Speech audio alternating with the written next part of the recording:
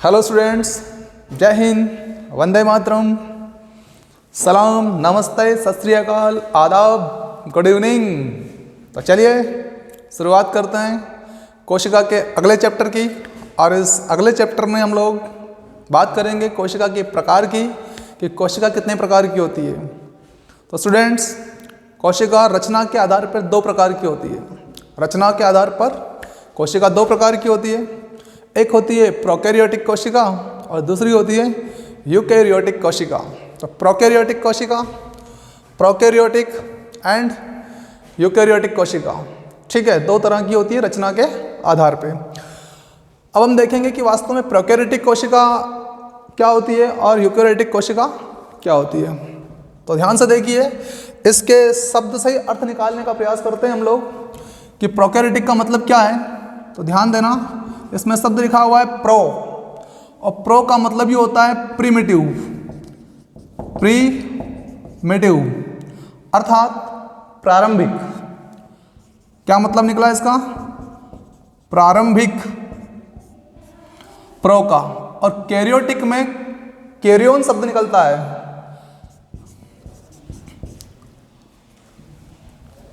कैरियोन, और कैरियोन का मतलब होता है न्यूक्लियस। कैरियोन का मतलब क्या होता है? न्यूक्लियस, अर्थात न्यूक्लियस का मतलब क्या निकल के आया? केंद्रक। अब प्रारंभिक केंद्रक, पूरा अर्थ क्या निकलेगा हमारा? प्रारंभिक केंद्रक, अर्थात एक ऐसी सेल जिसमें केंद्रक कैसा हो? प्रारंभिक अवस्था में हो। कैसी अवस्था में हो? प्रारंभिक अवस्था में हो। ऐसी सेल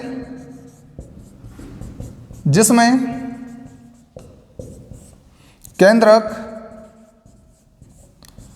प्रारंभिक अवस्था में हो, अवस्था में हो, क्या कहलाती है?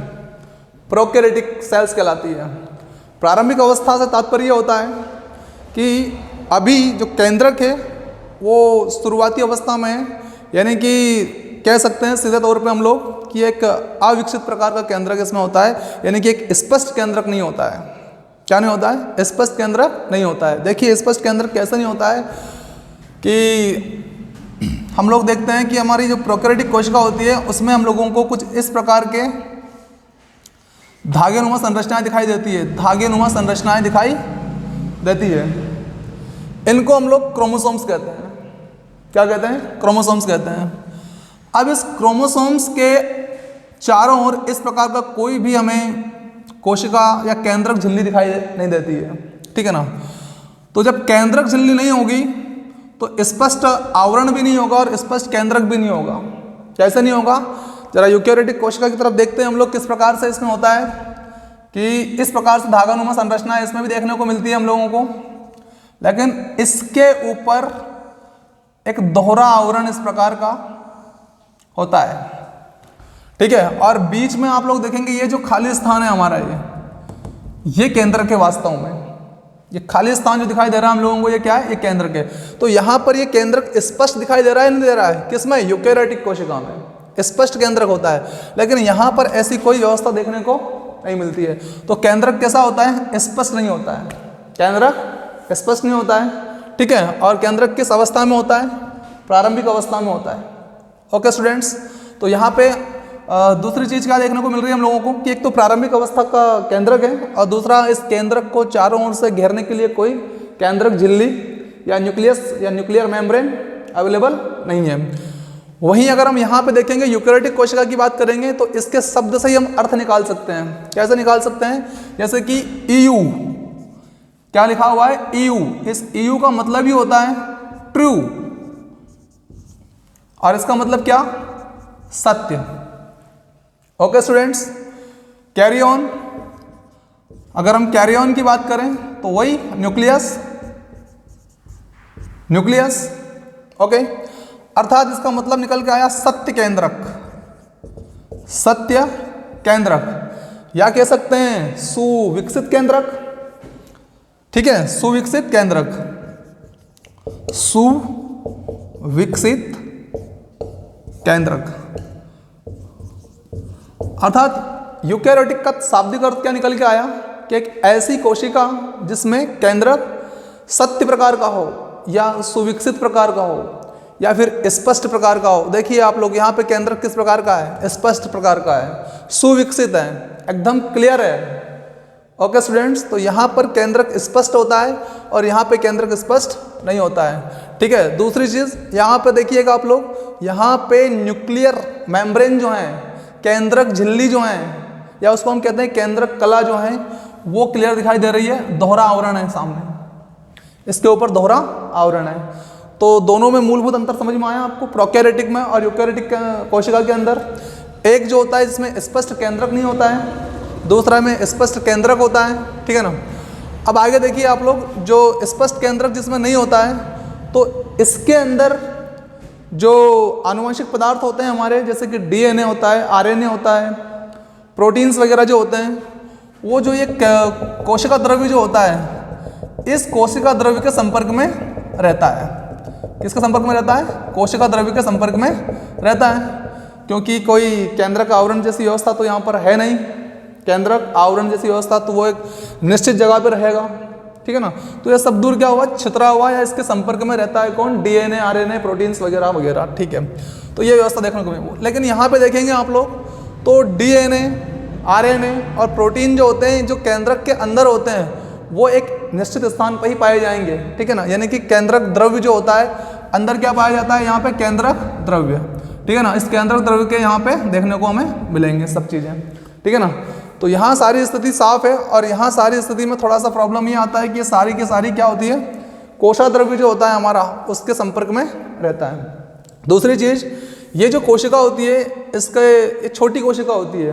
एक तो ये आदिम कोशिकाएं हैं, प्रारंभिक कोशिकाएं हैं। ठीक है। और आकार में भी यूकेरियोटिक की अपेक्षा छोटी होती है। इनका जो आकार होता है 1 माइक्रोन से 1 माइक्रोन टू 10 माइक्रोन तक हो सकता है। कितना हो सकता है? 1 माइक्रोन से लेकर तो 10 माइक्रोन तक इसका आकार हो सकता है। ठीक है। वहीं हम बात करें यूकेरियोटिक कोशिका, तो इसकी अपेक्षा ये बड़ी होती है।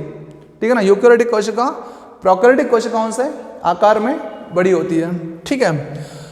उसके बाद और अंतर की बात करें तो प्रोकैरियोटिक कोशिकाएं जिन जीवों में खासकर पाई जाती है, उनकी बात करें तो बैक्टीरिया जैसा जीव हमारा। ठीक है। बैक्टीरिया में, और उसके बाद आर्की नाम का एक जीव होता है, आर्की। ठीक है। और नीलहरित शैवाल। ठीक है। तो ये जो जीव है हमारे, ये प्रोकैरियोटिक कोशिकाओं से ही निर्मित होते हैं। इनमें प्रोकैरियोटिक प्रकार का संगठक पाया जाता है। ठीक है। कौन कौन सा जीव? बैक्टीरिया, आपके बैक्टीरिया, आर्की और नीलहरित शैवाल। यदि इनको छोड़ दें हम तीनों को, तो बाकी के जो जीव है हमारे 5 जगत प्रणाली में हमने जो देखा, यानी कि प्लांटी जगत हमारा, एनिमेलिया जगत हमारा, फंजाई जगत हमारा, ये सब यूकेरियोटिक संरचना वाले जीव है, यह जगत है। ठीक है ना। यानी कि अगर हम इसमें बात करें तो यहाँ पे हम लिख सकते हैं कवक समुदाय, कवक, प्लांट यानी कि पादप हमारा, और उसके बाद जंतु है ना। और पादप में आप जानते हैं शैवाल, जो बहुकोशी के शैवाल होते हैं, वो जनरली किस में आते हैं? यूकेरियोटिक में ही आते हैं। ठीक है ना। तो कवक, पादप और जंतु, इनकी जो संरचना होती है वो यूकेरियोटिक प्रकार की कोशिकाओं से बनी हुई होती है। ओके, तो ये हो गया मेन अंतर इसमें। और अगर हम डिटेल में जाएं तो हमें ये देखने को मिलेगा, जैसे हम प्रोकैरियोटिक की बात करें तो प्रोकैरियोटिक में चूंकि केंद्रक स्पष्ट नहीं है, इसलिए जो गुणसूत्र की हम बात करें, गुणसूत्र जो रहता है एक विशेष स्थान पर पाया जाता है। इसमें गुणसूत्र, इसमें एक विशेष स्थान पर पाया जाता है। उस विशेष स्थान का नाम होता है न्यूक्लियोइड। जैसे कि ये गुणसूत्र इस स्थान विशेष पर पाया जाता है, तो इसका नाम क्या देंगे हम लोग? इसका नाम देंगे हम लोग न्यूक्लियोइड। न्यूक्लियोइड गुणसूत्र एक विशेष स्थान पर कोशिका द्रव्य में पाया जाता है इसमें, और उसका नाम होता है क्या? न्यूक्लियोइड। ओके। उसके बाद में यहाँ तो गुणसूत्र स्पष्ट है हमारा कि केंद्रक के अंदर ही पाया जाएगा। ठीक है। दूसरी विशेषताएं देखते हैं प्रोकैरियोटिक और यूकेरियोटिक में। तो ये जो कोशिकाएं होती है, चलो इतना आप लोग थोड़ा सा स्क्रीनशॉट ले लीजिए इसका।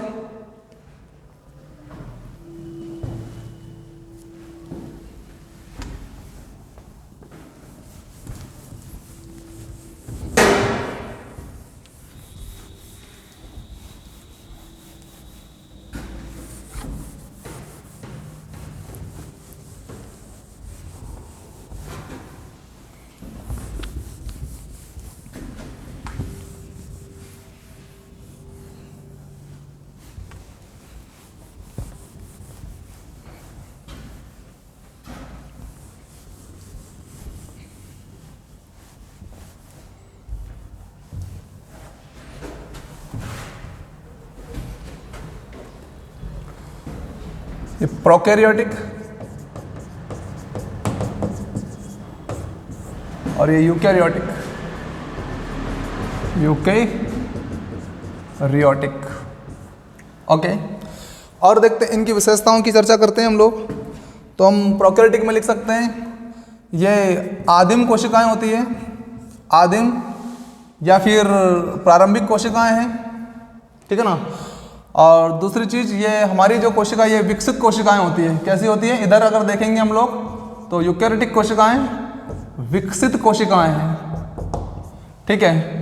दूसरी विशेषता देखेंगे तो इनमें प्रोकैरियोटिक कोशिकाएं जो होती है, प्रोकैरियोटिक कोशिकाओं में केंद्रक कला जो होता है और केंद्रिका जो होती है वो अनुपस्थित होती है।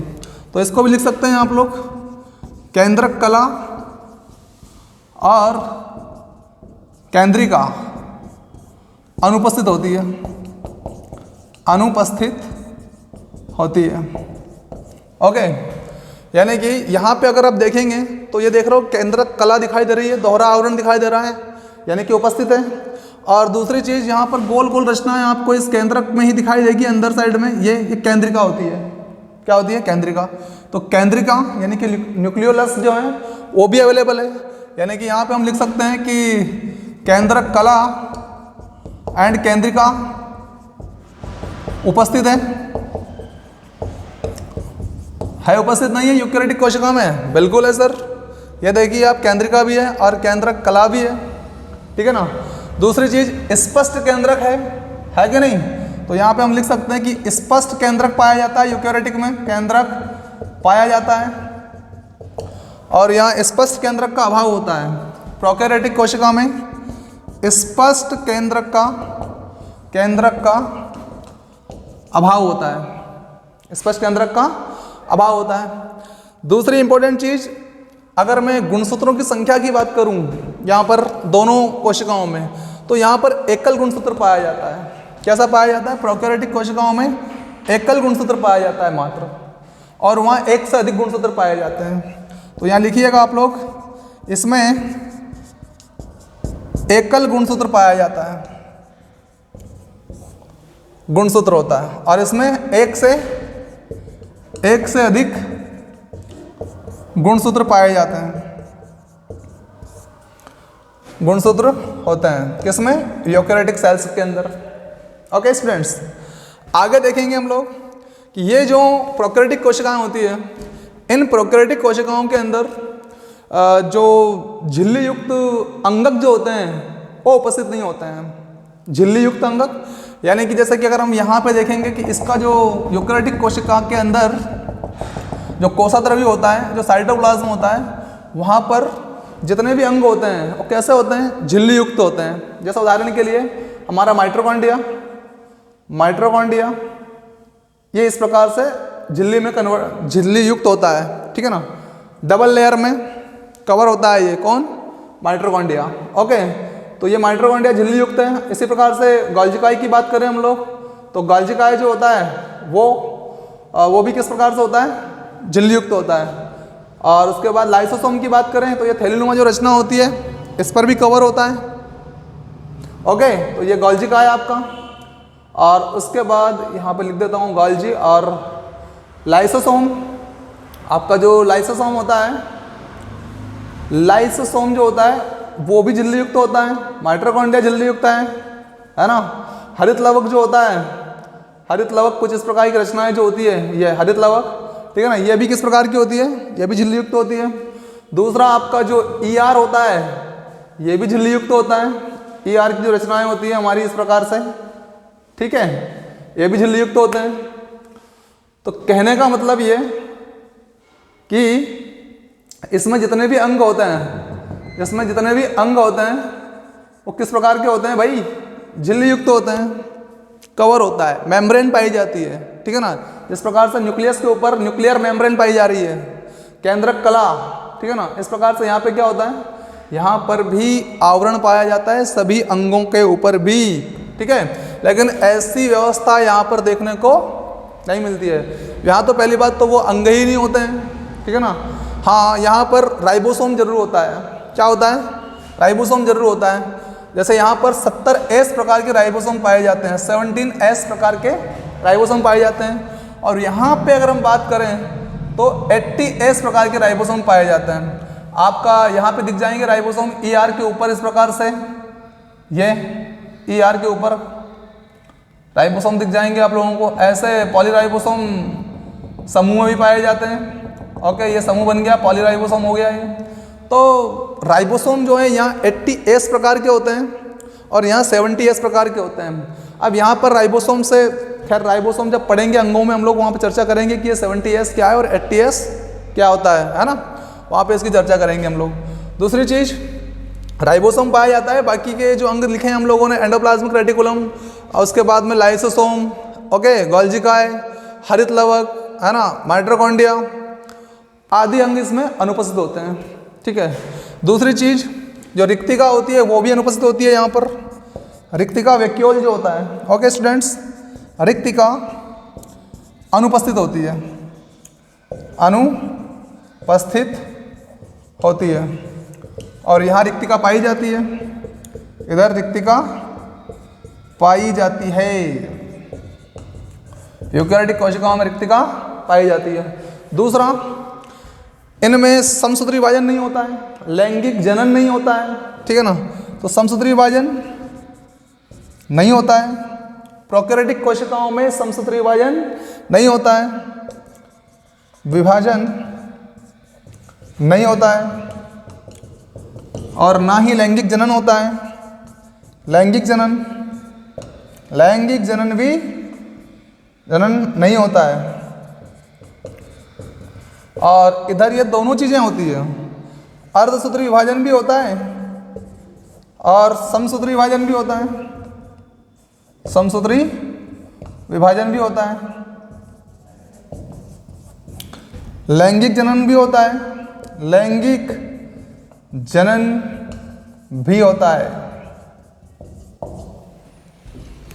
यहाँ पे जो कोशिका विभाजन होता है वो समसूत्री विभाजन के माध्यम से ना होते हुए विखंडन या मुकुलन की विधि द्वारा होता है। विखंडन या मुकुलन की विधि क्या होती है, इसको आगे की क्लासों में हम लोग विस्तार से चर्चा करेंगे। ओके, कि कोशिका का जो विभाजन होता है यहाँ पे, कोशिका विभाजन, विखंडन और मुकुलन विधि के माध्यम से होता है, जो कि अलैंगिक प्रजनन की विधियां हैं, अलैंगिक प्रजनन की विधियां हैं। कोशिका विभाजन विखंडन या मुकुलन द्वारा होता है, और यहाँ पे कोशिका विभाजन अर्धसूत्री विभाजन या समसूत्री विभाजन के माध्यम से होता है। इसमें कोशिका विभाजन अर्धसूत्री या समसूत्री विभाजन के माध्यम से होता है, विभाजन के माध्यम से होता है। ओके, कोशिका द्रव्य जो होता है, कोशिका द्रव्य यूकेरियोटिक कोशिका में इसकी जो गति होती है कोशिका द्रव्य की, साइटोप्लाज्म की, वो स्पष्ट होती है। कोशिका द्रव्य की गति स्पष्ट होती है। किधर? इधर। तो यहाँ लिख सकते हैं आप लोग कि कोशिका द्रव्य की गति स्पष्ट होती है, स्पष्ट होती है। किसमें? यूकेरियोटिक कोशिका में। लेकिन यहाँ पे कोशिका द्रव्य की गति स्पष्ट नहीं होती है, कोशिका द्रव्य की गति स्पष्ट नहीं होती है, नहीं होती है। किसमें? प्रोकैरियोटिक कोशिका में इसकी जो गति होती है ना कोशिका द्रव्य की, ये द्रव्य जो दिख रहा है, लिक्विड जो दिखाई दे रहा है आपको, फ्लूइड जो दिखाई दे रहा है, इसकी गति स्पष्ट नहीं होती है। ओके, लेकिन यहाँ पे गति कोशिका द्रव्य की स्पष्ट होती है, ठीक है ना। ओके, उसके बाद अगर हम बात करें कि ये जो प्रोकैरियोटिक कोशिका की और यूकेरियोटिक कोशिका में हम डायरेक्ट अगर कह दें कि भाई देखिए ये विकसित कोशिका है, इसलिए सारे अंग भी कैसे रहेंगे? विकसित रहेंगे। और चूंकि एक अविकसित प्रकार की कोशिका है जिसमें केंद्रक ही कैसा है? अविकसित प्रकार का है। भाई केंद्रक वास्तव में कोशिका का क्या होता है? ब्रेन होता है। और अगर किसी का ब्रेन ही विकसित नहीं हो पाया तो फिर वो सारा जो बॉडी है वो कैसे विकसित हो पाएगी? क्योंकि मैनेजमेंट डिपार्टमेंट ही क्या है? डिफॉल्ट है उसके अंदर ही, वही अविकसित प्रकार का है, वही स्पष्ट नहीं है। तो इसलिए कोशिका का जो मेन हेड जो है उसकी अस्पष्टता के कारण वो क्लियर ना होने के कारण पूरी कोशिका कैसी रह जाती है, एक अविकसित प्रकार की रह जाती है। ओके, लेकिन यहाँ जो हेड है, जो प्रबंधक है कोशिका का, केंद्रक जो है, वो पूर्ण तरह से क्या होता है, विकसित होता है। इसलिए अपनी कोशिका को विशेष रूप से मैनेज कर लेता है और सारे अंगों को मैनेज कर लेता है ना। इसलिए क्या होती है, कोशिका पूरी विकसित प्रकार की होती है। और सीधी सी बात है कि अगर ये कोशिका विकसित है तो इससे बने जो जीव होंगे वो भी कैसे होंगे, विकसित प्रकार के होंगे। ओके, यहाँ पे आप लोगों ने जीवों का नाम लिख लिया है कि हम लोग प्लांटी जो जगत है हमारा, ओके, एनिमल जगत जो है वो, फंजाई जगत वो है, प्रोटोजोआ जो है हमारा, प्रोटोजोआ यानी कि प्रोटिस्टा में भी यूकेरियोटिक प्रकार के ही कोशिकीय संरचना पाई जाती है। ओके स्टूडेंट्स, तो ये कुछ मूलभूत अंतर था प्रोकैरियोटिक कोशिकाओं में और यूकेरियोटिक कोशिकाओं में। उम्मीद है आपको निश्चित रूप से अंतर समझ में आया होगा, और यदि अंतर समझ में आ गया है तो लाइक का बटन फटाफट से दबा दीजिएगा और शेयर और सब्सक्राइब करना ना भूलें। ओके स्टूडेंट्स, चलिए मिलते हैं कल इसी समय इसी क्लास में। बाय, सी यू, सब्बा खैर।